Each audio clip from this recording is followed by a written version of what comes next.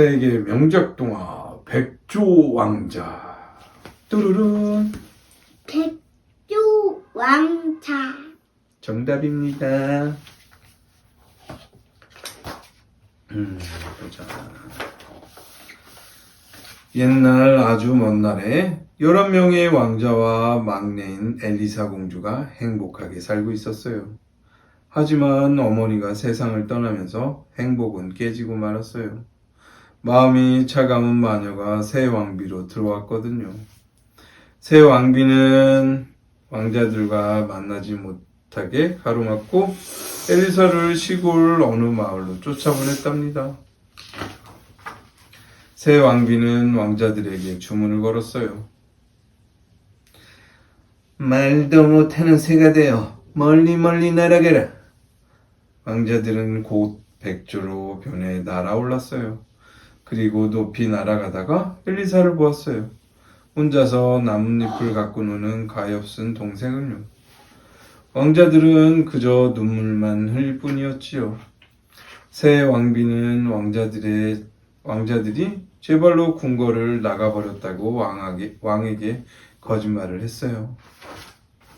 세월이 흘러 엘리사는 15살이 되었어요. 새 왕비는 꽃처럼 예쁘게 자란 엘리사를 보고 샘이 나서 어쩔 줄 몰랐어요. 어느 날 왕이 공주를 만나겠다고 했어요. 그러자 새 왕비는 두꺼비 3마리를 시켜 엘리사를 흉측한 모습으로 바꾸려고 했어요. 엘리사가 목욕할 때 그의 몸에 달라붙어라.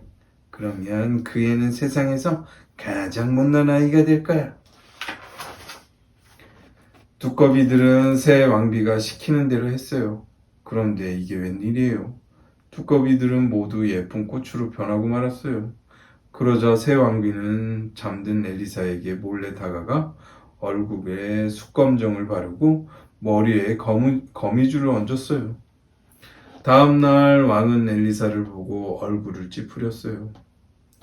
보세요, 저 아이는 엘리사 공주가 아니랍니다. 엘리사는 결국 왕비에게 쫓겨나고 말았지요. 숲으로 들어간 엘리사는 잠을 자다가 꿈에서 왕관을 쓴 백조들을 보았어요. 엘리사는 시냇물 소리에 잠에서 깨어났어요. 시냇물을 따라가니 거울처럼 맑은 호수가 나왔어요. 그제야 엘리사는 물에 비친 흉한 모습을 보고 깜짝 놀랐지요. 엘리사는 맑은 호수에 들어가 목욕을 했어요. 향긋한 열매도 따먹었지요.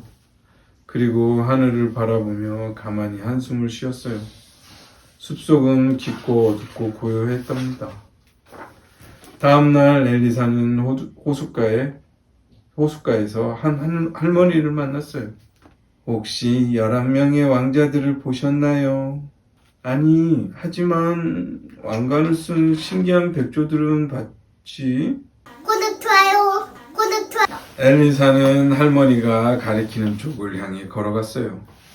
해가 질 무렵 엘리사는 바닷가에서 왕관을 쓴 11마리의 백조들을 보았어요. 백조들은 모래밭에 내려앉더니 차례차례 11명의 왕자로 변했어요. 오빠! 엘리사는 오빠들에게 달려갔어요. 엘리사, 귀여운 우리 동생! 엘리사와 11명의 왕자들은 얼싸안았어요. 왕자들은 밤에만 사람으로 돌아올 수 있었어요. 왕자들은 엘리사의 손을 꼭 잡고 말했어요. 우리는 저 바다 건너에 살아. 1년에 꼭 한 번 밤이 짧고 낮이 가장 길 때만 고향으로 돌아올 수 있단다. 오빠들과 헤어지고 싶지 않아요. 왕자들은 엘리사를 데려갈 방법을 생각했어요. 버들가지로 그물을 만들어 태우고 가면 되겠어. 엘리사와 왕자들은 밤새 그물을 만들었어요. 다음날 날이 밝자 막내 오빠가 말했어요.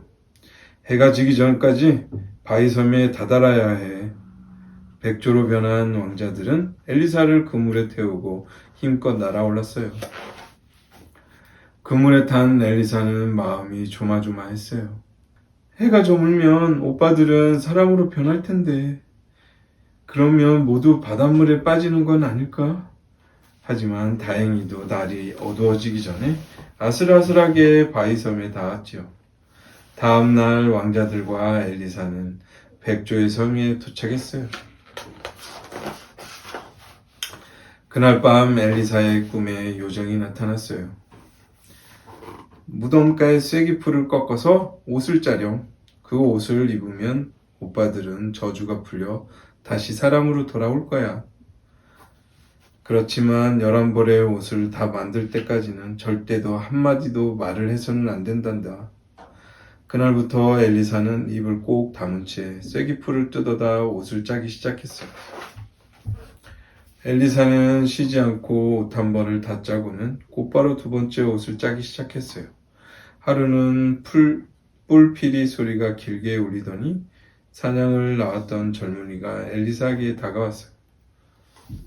나는 이 나라의 왕이오. 아름다운 아가씨, 당신은 누구입니까? 엘리사는 아무런 대답도 할 수가 없었어요. 그저 슬픈 얼굴로 왕을 바라볼 뿐이었죠. 첫눈에 엘리사가 좋아진 왕은 엘리사를 성으로 데려가 왕비로 삼았어요. 모두들 아름다운 왕비를 칭찬했어요. 단 한 사람, 심술궂은 대주교만 빼고 말이에요. 아빠 이따 해줄게. 이거 책 보는데 집중. 저 여자는 마녀가 틀림없습니다. 하지만 왕은 대주교 말을 들은 척도 하지 않았어요. 어느 날 왕은 엘리사를 어떤 방으로 데려갔어요.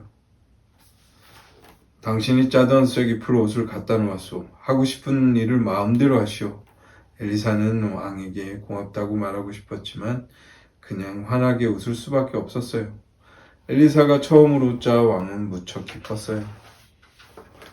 왕은 온 세상을 가진 듯이 행복했지만 심술궂은 대주교는 몹시 마음이 편치 않았어요. 밤마다 쐐기풀을 뜯으러 나가는 엘리사가 마녀일 거라고 생각했으니까요.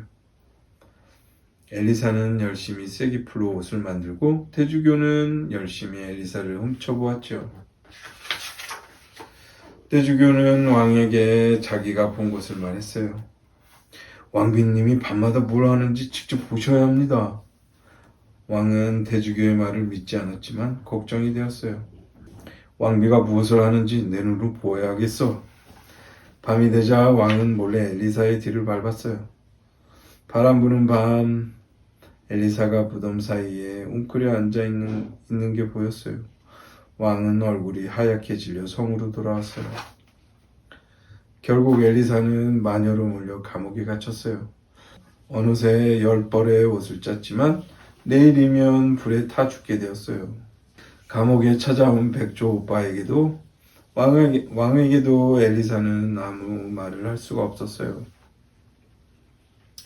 내일까지는 옷을 다 만들어야 할 텐데. 엘리사는 아무 죄가 없어.